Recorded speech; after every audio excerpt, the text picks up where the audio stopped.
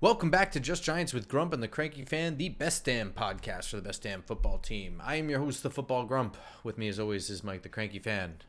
Welcome to Monday. Oh, Grump, this is officially my favorite time of the year. You can see I am nice and pretty cleanly shaved, as most I'm ever going to be, because I am starting a playoff beard, and not just a playoff beard, Oh, it's lightning? a double playoff beard, because the Knicks are starting next weekend. The Lightning will be starting soon enough, so I haven't had a double playoff beard. Wait. I want a suggestion here. Yes, sir. I want this to be a two-parter, right? So one team gets the mustache, the other team gets the beard. You got to pick right now. I am going Actually, to say, wait. Who's the higher seed? The Lightning, right? It's pretty close. I mean, the Lightning they look like shit the last couple of weeks, so I'm not. But aren't they officially in? Both teams are officially in. That is they correct. are? Okay. Yeah. They're just kind of limping to the finish line this year. So, all right. So that's what we'll do. We'll start off with the playoff beard and mustache, and when one team is out, the beard will go. The mustache will remain for whoever hangs around longer. There you go. And besides that, you can see this. Yeah, there you go. For the best team in baseball, the 10-0 Tampa Bay Rays. So, jeez. I know this is the time of year where you love me or you hate me. For those who love me, go Knicks, go Giants. For those who hate me, go Bolts, go Rays. So, well, I'm happy for you. I have my Devils to cheer on. They've clinched long ago. Hey. I saw they're screwing. I haven't really looked at the news to see if it was legit, but I saw something that Luke Hughes was skating this morning. I think he's like 19. That doesn't sound right though. I have to check the Just Devils podcast. He's trending on Twitter. Luke Hughes is trending on Twitter, but I didn't have time to look at it or whatever. But exciting times. When was the last time a Devil trended on Twitter? When's the last time? Well, I mean, it's trending for me, so it's personalized to my stuff. No, I'm being serious. Like, I don't know if he was trending like, I guess like, he was probably also trending regionally. I guess. God damn that Elon Musk, it's so fucking complicated. It doesn't matter. I don't care anymore. The point is, you know what should be trending? This podcast. There you go. This YouTube show on. YouTube, SoundCloud, Spotify, all your favorite locations. That's where you should be trending. All right. Anyway, Giant stuff. We'll move on from all that other stuff. Yes. Hope everyone had a good Easter if you celebrate. Passover if you celebrate. I don't know if is there another one I missed? No, I got this nice little Pez thing here for Easter, so thank you, Cranky Wife, for that. This is the worst candy. It looks pretty. I haven't broken into it yet. I've been knocking out the peanut butter Reese cups. Those things little egg shaped. Those I think I've knocked out 3/4 of the bag already. But this will be tomorrow's activity. The Pez Easter bunny. I like it. So in the past week, I think it was like the day after our show, or maybe even the day of last episode, the Giants signed Center JC Hassenauer. Offensive lineman, I think he's strictly a center. He played under Daboll at Alabama, graduated in 2018, so I know you remember him clear as day, right? JC of Hassenauer, course. Yeah. When I go back and think of Derrick Henry, and I think of Joe Namath, and I think of all these guys, J.D. Hassenauer is right up there in that Mount Rushmore of Bama greats. Brian Daboll pointed out his intellect and toughness as two specific qualities he had, and he believes needs to be had by someone on the offensive line. He's mostly been a backup in the NFL, most recently at Pittsburgh. I think it's been like 7 games in like the last 5 years. Is it 5 years he's been in the league? Okay. 2018, I think he graduated. Okay, 8, 9, 10, 1. No, so he never played Evan Neal's before him. Okay. No. Okay. He did have 1 year in the AAF playing for the Birmingham Irons before moving up to Pittsburgh, which, by the way, that is another bullet in the chamber of the minor league system's help. That was him after being cut from the Falcons, got no time, played in Birmingham in the spring, and then immediately in the fall or summer signs with Pittsburgh, and he was there after that. Listen, I am all for these leagues if they can become a true feeder system for the NFL. It's the only sport. Baseball obviously has the minor leagues. Basketball has got the G League, and hockey has all the amateur leagues and everything. But if these leagues stop trying to be gimmicky and stop trying to be, just trying to be made for TV things and actually try to be a legitimate feeder for the NFL, I think you'll see a better product on the field in these leagues and more interest because, there's an insatiable appetite and interest for the NFL. I mean, we've been talking about the draft for 3 months now and everything, and having the opportunity to see these guys play and get development and be ready to it'll just make the NFL better. Not maybe, the difference between who's an all-pro or not, but those bottom roster spots will, rise up a team a little bit. So there's also be more competition there for exactly. aging veterans, etc. Sure. Yeah, I mean, that's kind of, I guess I have the unique position of watching kind of with that extra lens that I think like 99% of its viewership does not. But whatever. Yeah, I look at the XFL with a Stevie Wonder lens. I don't even watch it. So. Yeah, I don't know. This is, I feel worse about this than John Feliciano when they signed him, and I was like, oh well, if center doesn't work out, like we always have this guy, he can be depth or whatever, and then he ended up starting the whole year, and he was like okay, which is I was okay with that. Like if he was the starter, I was like, okay, I can deal with that. This I don't feel that same way. I feel bad about this. This is like, I mean, this is a roster body, it's depth. I'm cool with that, but like, I'm not okay with us not getting a center.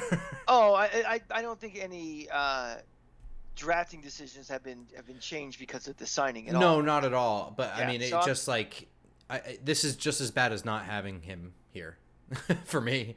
It still has to be like a huge, like it's got to be addressed with Absolutely. When I say that, I mean, like, I don't want them to be, like, waiting for their guy. I'm not saying they have to pick him in round one. I'm just saying if there's a guy and they're like, that's our center, I don't want them to miss him. So, like, whatever it takes, whatever evaluations and scout work they have to do, and whatever tea leaves they have to read to see what other teams think of this guy, they cannot let somebody else get him. That's what I mean by, like, they have to solve it with their optimal solution. And that's why this signing, I think, has no impact on that at all. I think this is a body you may not even see, opening weekend in September.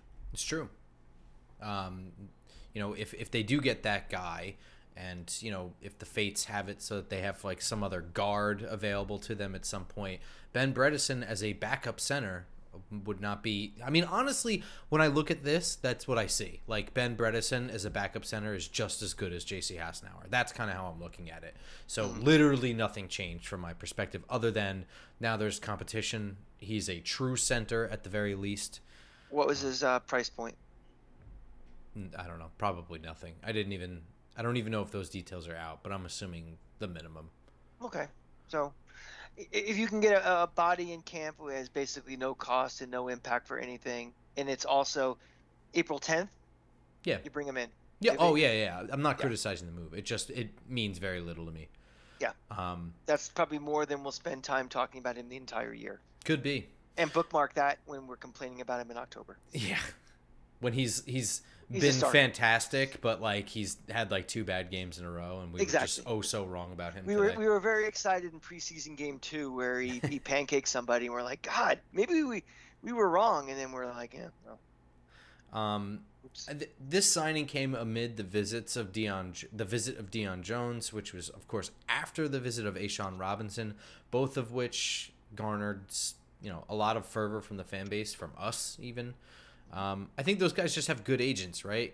Yeah, Deion Jones is kind of seeking a prove-it deal year. I mean, he had his final year in Atlanta was without the guy without Dan Quinn, goes to Indianapolis where I think he gets hurt. So he's proven it already. He had like 3 solid years his first 3 years here in the NFL. People want his athleticism. He's shown he can do it. He just needs a good year under his belt to get the deal that he probably deserves. And so he's testing out a team that could use him in the right system, but we're not the only ones. A'Shawn Robinson, on the other hand, I think is somebody who's just like looking for a deal with contenders, and we are certainly not the only. I mean, he could go right across the river to Philadelphia. They would sign him, I think. Yeah, in fact, I think I texted you the other night. I was like, whatever happened with that? Because it seemed like it was hot and heavy and it looked good, and all of a sudden it just kind of died. And you're right. you know, th- once you get past that initial flurry of signings, it's in your best interest to let everything play out and see who has the needs. I think for certain players that's the truth, right? Like I don't think JC Hassenauer serves any benefit being like, "Oh, thanks for the offer, Giants. I'm gonna keep sticking around and see what I, else I think comes my way." But I think he's just happy he has a job. Yeah. sure, Yeah. but I mean, like Deion Jones, he has his he needs this to be his prove it year. He needs to go to the right spot. Ashawn Robinson, he wants to be with a contender. The Giants could be pretenders, not contenders. So he came in for his visit. He'll probably get phone calls after draft day. Yeah, I think you're right. I mean, as Giant fans, we are very excited about this team, but I don't know. I mean, are you going to Vegas right now and putting money on this team going to the NFC Championship or the Super Bowl? I'm not ready to do that just yet. And that's just me betting, $25. These guys are, making career decisions which, can impact their, current and future earning potential. So we are we're not a proven commodity just yet. Nope. Yeah, so I expect both of those guys to be, you know, offering their services around the league after draft day. They may come back. They may not. There might be a better spot for them. And Eh, to be honest with you, we may not need the services of them after draft day. But let's not on the same thing if they sign elsewhere say, we missed or we screwed it up or we didn't, I've said this in shows past and I'll keep saying it. At the end of the day, it's their decision where they want to go to. Some guys will go for the most money, some guys go for the best chance to play, in the scheme that fits them. Some want to go to contenders. So, if you have a narrative that for some reason you like this front office, don't use this as you'll probably use this as we couldn't close the deal, and that's not the case. Yeah, well, I mean, we don't know. And it's just Yeah, one of those things. And also, they could be asking for an astronomical amount of money, of course. Yeah, whatever. Taking less money or, whatever. So, right. that's kind of it for like news that happened in the last week. We're only what are we 2.5 weeks away from the draft only. It's we talk about this thing for months and months, and all of a sudden it's like really getting close. So Yeah, it's insane, man. I was thinking about this afternoon when I was getting my daily Starbucks plug, they're not our sponsor. um a lot of people, like, kind of the common narrative is that the Daniel Jones contract was constructed in a way that, does this front office still have 100% confidence in him? And it was structured, with an out after 2 years and a lot of, protections that you may think that it was because they don't have 100% faith in him going forward. And I wanted to challenge that a little bit and see what your thought was. I mean, do you look at it necessarily as, oh, this front office, this coaching staff is not all in on Daniel Jones, so they're protecting themselves, or is it just a case of simple, smart cap management where you don't want to be tied to anybody for those dollars long term, in case for whatever reason something doesn't pan out. Like, someone gets injured, you know, they fire the coaching staff in a year and somebody else comes in and he's not a fit to what the quarterback's, skill set is. How did you perceive the way that contract was structured? I have to do a bit of Kerry Strug mental gymnastics to find a situation in which Daniel Jones getting offered a contract is somehow not confidence in him. I think that's quite a reach. Look, I openly criticized the Dak Prescott contract. There was plenty there that could show at that time that he could be elevating the team, but there was also just enough to show that maybe he's just along for the ride. And they gave him the super mega. Like, they gave him the deal. And to me, They that gave was stupid.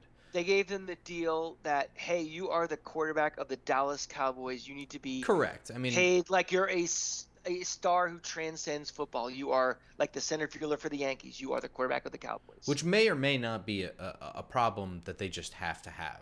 You know what I mean? Like, uh, I think to a certain extent, New York has that problem. I think being the quarterback to the New York Giants is a big deal. I would even say being the quarterback to the New York Jets is a huge deal. Sure. I think there's this thing that, but I do think that being America's team, being branded that way, there is a level of non-negotiable cost. I think that agents will always be able to hold over Jerry Jones' head with that. Yeah, I mean, look at the last several quarterbacks who were the quarterback of the Cowboys. They are number one announcers on TV. They are, Roger Staubach is still a household name. There is something to that. There is a brand that you are paying for as much as you are what you're getting on the field. Well, I mean, but bringing it back to Daniel Jones, like, I think it's foolhardy. I mean, like, first of all, it stretches out over a potential 4 years, okay? Just maybe this is less not confidence in Daniel Jones, but maybe less confidence in everything. Think about it. How long have we had our last coach? 2 years. Before that, 2 years. 2 years. Before that, 2 years. 2 years.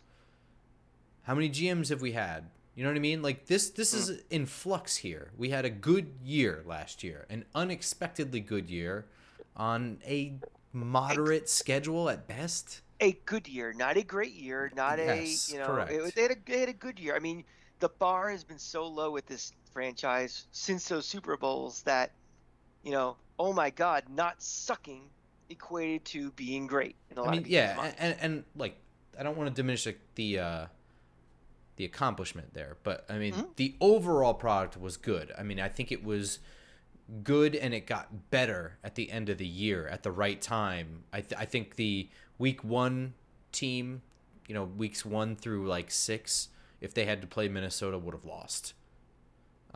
So like I don't want to take anything away, but I mean, relative to the last few years, relative to the rest of the league, it's not like this is on an upward trajectory here. So I mean, I think Joe Schoen selling anything beyond 4 years is lunacy, and cementing something for 2 years for more than 2 years is probably bad business practice. This protects the team, and also this is a commonly injured player. There's tons of things here. I mean, think about, or maybe this is the product of too much thinking about Lamar Jackson, right? Mm-hmm. I think that's what it is. I think the Lamar Jackson, Aaron Rodgers news cycle, which by the way I think was always designed to go on beyond and fill this void. I think that might be just polluting too many minds, too many bored minds. I'll just say that. Yeah. I think that contract, every bit of like soundbite of like we're not letting Daniel Jones hit the open market. So how is that not confident? I mean, really, let's be serious here. I think that's going berserk. I haven't seen that, but I haven't really been mixing too much on Twitter for opinions the last like week. So. Right. I just, I agree with you completely. If you don't have confidence in someone, and we're not talking about someone who's making $4 or $5 million, even if the money. Maybe my opinion will change if they draft a quarterback, right? I mean, it could happen. We don't know. I don't know. Yeah, but I don't think it's going to happen. So. That's also a product, too, of, what they perceive a value. If somebody drops that they think, wow, this guy's like a second-round pick, and he dropped to the 4th round, and they're going to snag him because they have a value on him. I don't know. I wouldn't connect the dots directly to a lack of confidence in Daniel Jones. If they draft one in the 1st round, that's different. But unless Anthony Richardson somehow drops to 25 or someone, I don't see that happening. I don't think they'd be drafting the replacement. They'd be drafting for value. I think I agree with you. Speaking of the draft, I started my own YouTube channel. Yeah, big news. I think it's just called the Football Grump, right? I'll put the link in the description below for you YouTubers. I'll put it in the description for the audio links as well, like the audio description. It'll be in there as well. Yeah, so Phil Collins is on his own doing solo albums, but Genesis, we're still together. It lives on, yeah. Yeah, exactly. So did I ever tell you about that? That was like, I was like such a music person even as a little kid. That like at recess at school when I was like in elementary school, like I guess like 1st grade, I would just like sit on the grass and listen to music, and I would listen to Phil Collins. Hey, come on, that's a cool 1st grader right there. There's nothing. Hey, something. Phil Collins went from being, old Genesis in the 70s, super cool, to super popular, to super uncool, to kind of cool again. So Yeah. I had no problems with Phil Collins. Me either, man. Yeah. So tell us about your solo album. Oh yeah, so my solo album. Yeah, so that's right now I'm hoarding a lot of my draft content there. Just a place where it's not here to. I don't want to like pollute this channel with like non-Giant stuff. I never feel like there's enough time to say what I want to say. And also sometimes I just want to gush over guys I know the Giants aren't interested in. And so like usually Twitter is my outlet for that, but I don't know. Sometimes I want more long form shit, and who knows if Twitter's even going to be around in like 2 years at this point. So that's where I'm dumping that stuff now. I'm going to start promoting it. I literally only just started it now. I have like the rough plans for a bunch of stuff, but I did my favorite first round wide receivers, and to coincide with this episode, I did every single cornerback that I did work on. I just did up until like the late day 3 guys. I'm pretty sure I talked a little bit about everybody. So you guys out there who listen to this show, and again, we can't thank you all enough who actually subscribe to this on YouTube, who listen to us on the podcast version. You all have the sneak peek into the Football Grumps solo stuff, and I've seen it. I think it's we all know the work he does, the tireless effort, his own spin, his own unique takes on things, his own independent thought. I can't recommend it enough. I learn a lot. I've learned a lot from Grump ever since, even before we started doing this show. Just 2 dopes sitting in the Meadowlands. So if you support this show, please hit that subscribe button for him. Also, we'll be cross promoting each other back and forth. We'll still Just Giants obviously still going on, but this is something to supplement. And our stated goal is to make Giant fans the smartest fans in the NFL. So this will be another way to do it. I mean, it's my aim there, and also it's just like another spot for me to just state my opinion versus like other analysts. I always feel like I have to launch into a diatribe every time someone's like, "What? You don't like X player, but Todd McShay says," and it's like, "Well, I don't care about him." But anyway, so let's get into the draft here. I did a whole thing on all the corners, so if you want my full explanation on the guy we don't mention or the guy I didn't say enough about, that's the spot to check it out. And whatever, I'll probably blow that up on Twitter as well. But The current Giants roster right now, corner is obviously a huge problem. It's not an functional situation like I would say center is, a completely unfunctional situation. This we could make it work if we had to. Adoree Jackson, obviously the high-priced guy, he's cemented himself. Also got hurt for a stretch last year. He's got a history of getting hurt. That's going to be a problem. Nick McLeod is a guy they brought in last year and serviced well, mostly in a backup role. Cordell Flott was their draft pick last year. I'm a little bit high on him, but he's super raw. He's going to take some time. But in the limited action last year, even in Philly, he looked pretty good. Better than I thought he would be. He's still a little kid, though. Like, very young, very light. Right. He got bounced around a lot at LSU. I'm not sure he really hammered down the outside corner position. And that's what I think he is, by the way. I don't think he's a slot corner, even though he can do that. Mm-hmm. They also went out and got Armani Oruwariye. I'll let you handle that. I can do it.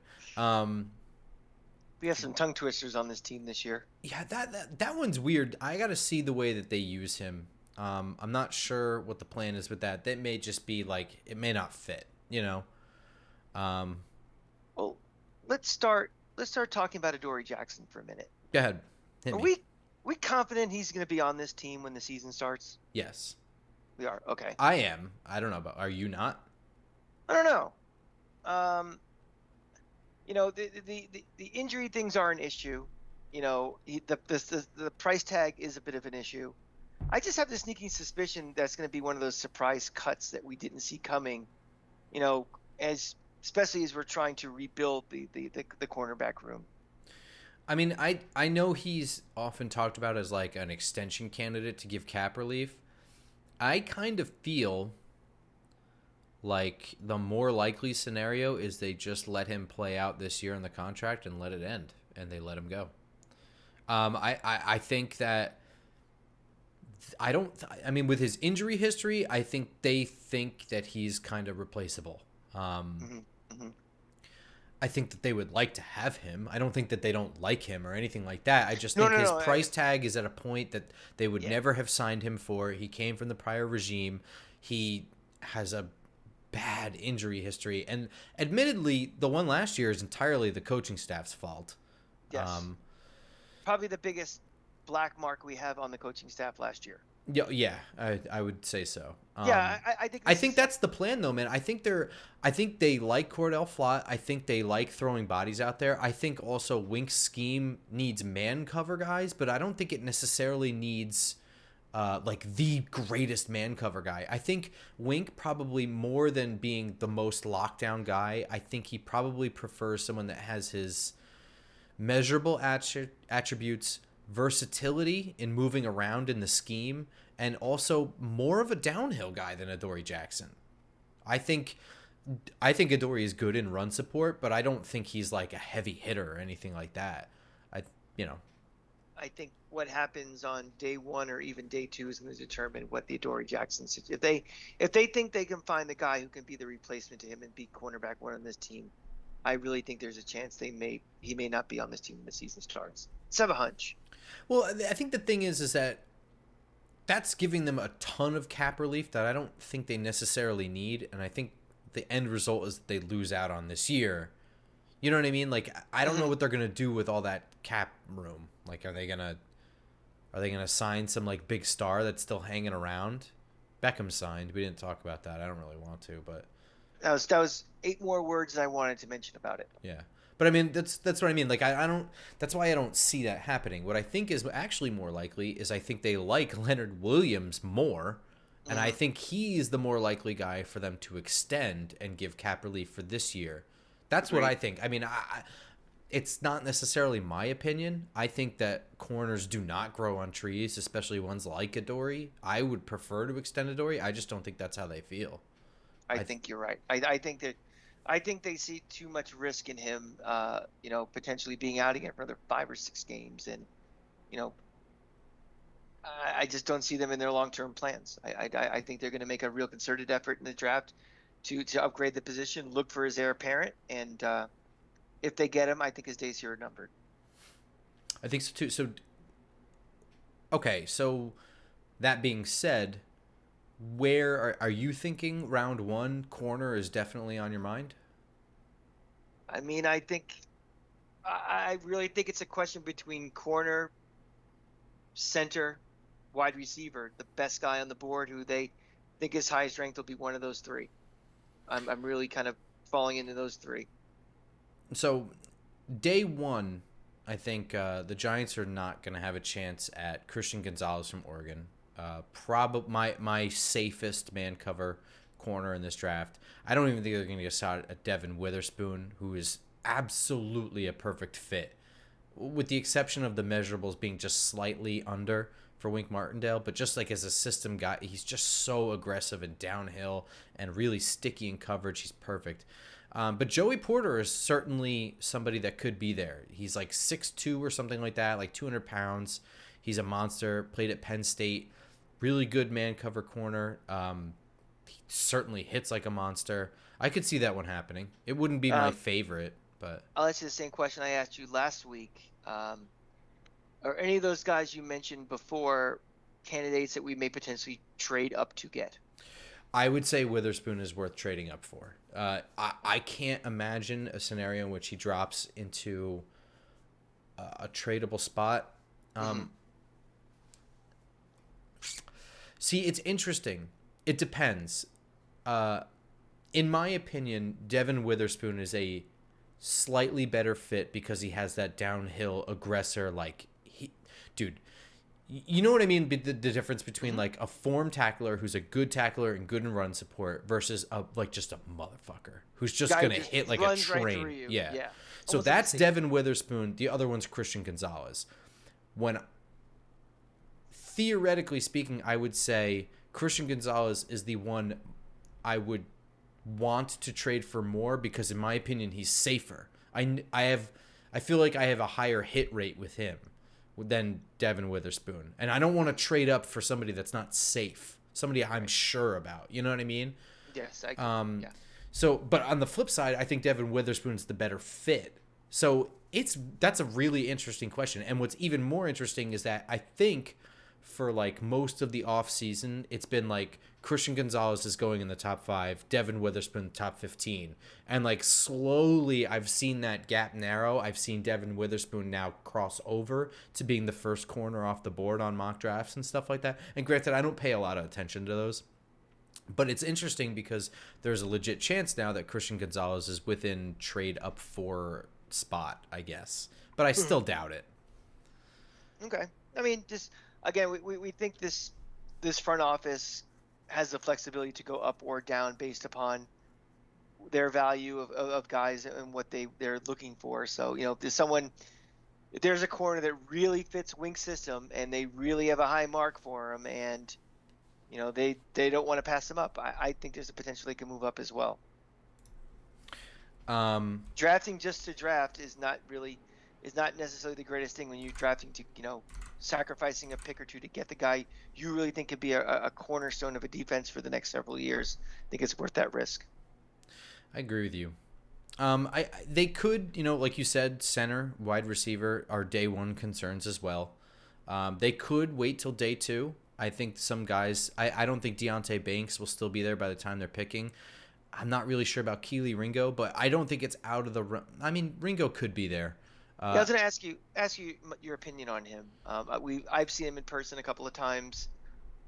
What's your thought on him? Because last year he was a first day guy, and now doesn't seem so much. Yeah, and he had a good combine too, so you'd think. But he just he didn't have as good a year as I thought. I was really excited for him. I thought he would be my first guy off the board at corner.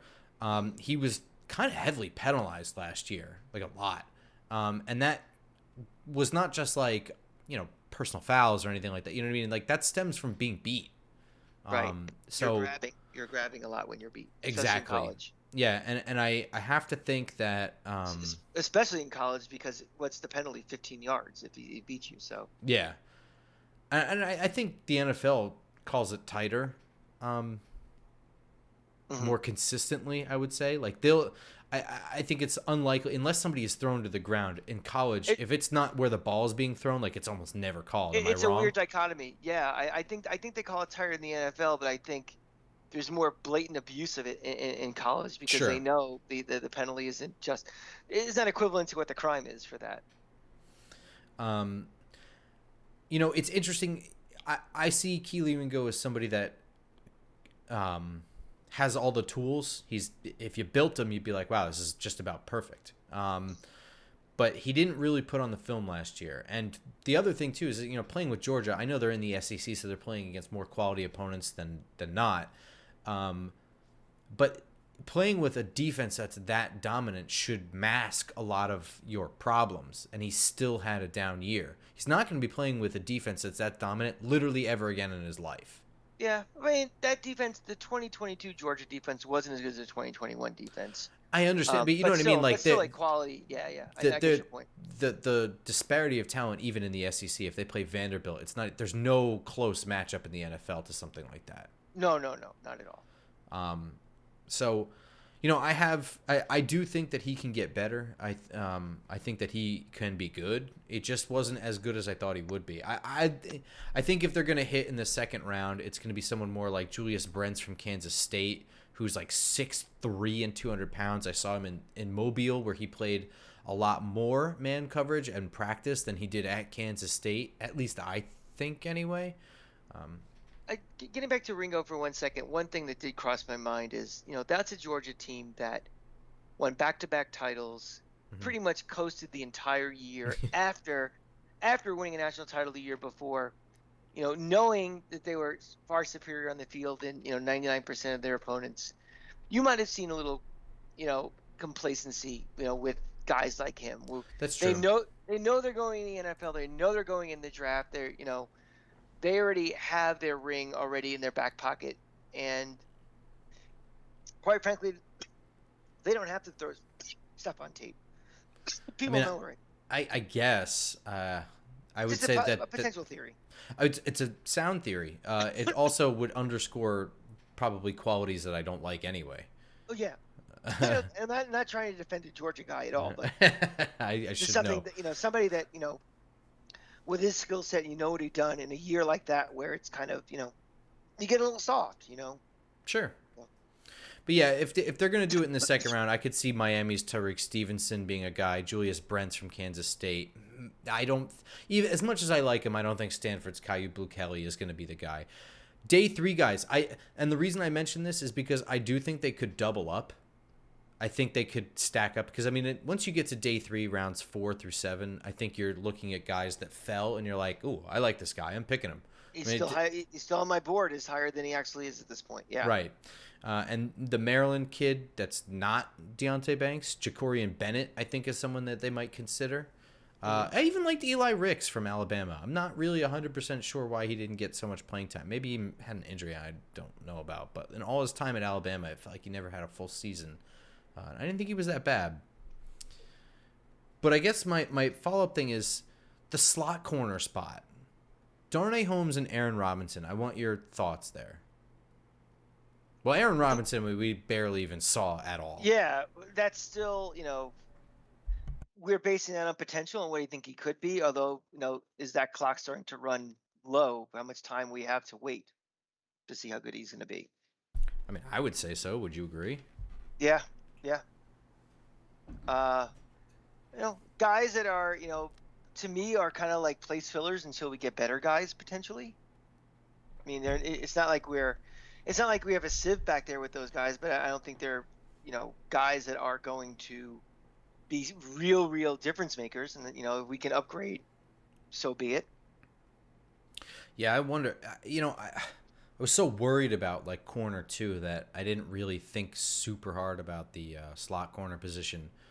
And then, when I did think about it, I was like, oh, Aaron Robinson is kind of like tailor-made. We just didn't get to see it last year because he got hurt. And then as soon as he came back, he had, like, sandwiched into a horrible position and got, like, super hurt. And he had appendicitis. It was just like, dude kept getting struck by lightning. The hits just keep on coming with him, yeah. But I was looking, and I want your, I don't know. Is it weird of me to just want them to take Hodges Tomlinson? So he's a dude from TCU. He's their number 1 corner. He's outstanding, but he's 5'8". But I mean, what do you think? Like sticking him in the slot? You think that's like nuts? I mean, if he's superior skills and superior ability and talent, and it's a slot guy.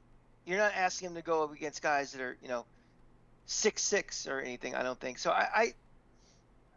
You bring him in, and where do you think he goes? Is he a day 3 guy? A day well, see, 2 that's guy? the weird thing. To me, he's a day 2 guy because if he were 3 inches taller, he would be a day 1 guy. That's literally, as far as I'm concerned, that's like the biggest reason why he's not. Well, let me ask you something. You watch a lot of film. How much does the extra 2 inches really come into play when you're seeing guys with good coverage and good technique? And good... I think you should be asking someone of a different gender. Talking Just Giants After Dark. Well, I mean, that's a decent point, and I think that's one that is probably more recently made for guys that are 5'10" that are not quite 6 feet, and just being like, look, he's 5'10", like it's really just 2 inches. But now you're at 5'8", man. I mean, you look at your average wide receiver, and it is true that wide receivers, I'm making the argument that they're getting shorter. So, but still, even 5'8" is like, Tank Dell is 5'8", and I really want him to be like a wide receiver in the NFL, and he still may not just because he's 5'8". You know something? I want football players. I don't want measurements. I kind of agree with you, man. That's why why do you not pay that much attention to the combine as opposed to going to Senior Bowl? You want to see guys I just want to see results. you want to see guys hit. You guys want to see how they interact with players. You want to see how they compete. You don't want to see, how far they jump in their underwear. I mean, if that was the case, Anthony Richardson would be not being drafted. He'd be getting inducted in Canton right now. So I understand why there's some, eyebrows raised and a little bit of concern. But if the guy can play, the guy can play. Yeah, and like I do draft work, so I was gonna hit him anyway. I had his name written down on a list, right, and that was kind of it. The very beginning of the year, I watched a TCU game, and I was watching for Quentin Johnston, and I'm just watching on TV casually. Ball changes over on defense. Dude immediately caught my eye. I'm not even looking. I didn't have my thing up. I was just casually watching TV. I mean, that's what we're talking about here. I mean, he is that good. At least in my opinion. He's not perfect, right? I would think that he would probably be, I don't know, probably behind Joey Porter. Maybe around Joey Porter. So like late day one. So somewhere after like pick 20. That's what you try to do. You try to make that determination is, am I getting value in someone who is a perceived lack of value just because of a couple inches? Yeah. I guess so. If you think he's equivalent to Joey Porter Jr. and okay, he's just a couple inches shorter, but has, the technique and the speed and the ball hawking, instinct, that gene, maybe you get a value pick there out of it. And, if it's a day 3 pick and it doesn't pan out, so be it. It's not like he's the number 7 pick in the entire draft and you whiffed. Yeah, I don't think he'll be that, but Right. It might be a round 2. I would say if he's sitting around in round 3 and we already have the center, I don't really give a shit if we never pick the wide receiver at that point. If he's still pick him, take him. That's my thought. I don't know. Maybe I'm nuts, and maybe I'm totally wrong. We'll see. Two things can be true at the same time. There you go. Yeah. That's kind of it for us. That's it for us. What do we got next week? I don't know. What do you want to talk about? Do you want to talk about safeties, or do you want to just do defensive line, linebackers? Those are our only things left. I think we should talk linebackers. I think that's something we need to explore what this roster is currently and what needs to be done for it. That's fair. Do you want to lump edge rushers in with D-line or linebackers? Let's do it with linebackers. Sounds good. Because I was going to say, like, I think at most we have like 2 linebackers on the field at a time. It's like we never have 3. So I don't know. I feel like this league is going to, kind of like how college is, getting to that 4-2-5 type of crazy, more guys in the secondary just blanketing the field, and yeah, agreed. That'll happen for you guys Tuesday morning next week. Until then, listen to us iTunes, Spotify, SoundCloud, YouTube. You can follow us on Twitter as well. You also have my channel. Yeah. We have 2 things on YouTube. You follow us at Just Giants, and also, I guess right now it's just Football Grump. Football Grump. Yeah. There's no subscribers, so there's no. Yeah, be one of the first. I mean, when this thing has 20 million subscribers and he's buying. I'll throw a party for the first 100 subs when I have a million. Yeah, I mean, we'd send you stickers, but we don't have any of those. T-shirts whenever we make those. If we ever get a sponsor, that'd be fun. So. But yeah, first 1 million followers. And once I hit a million, once I hit 1 million, the first 100 will get a party. How about that?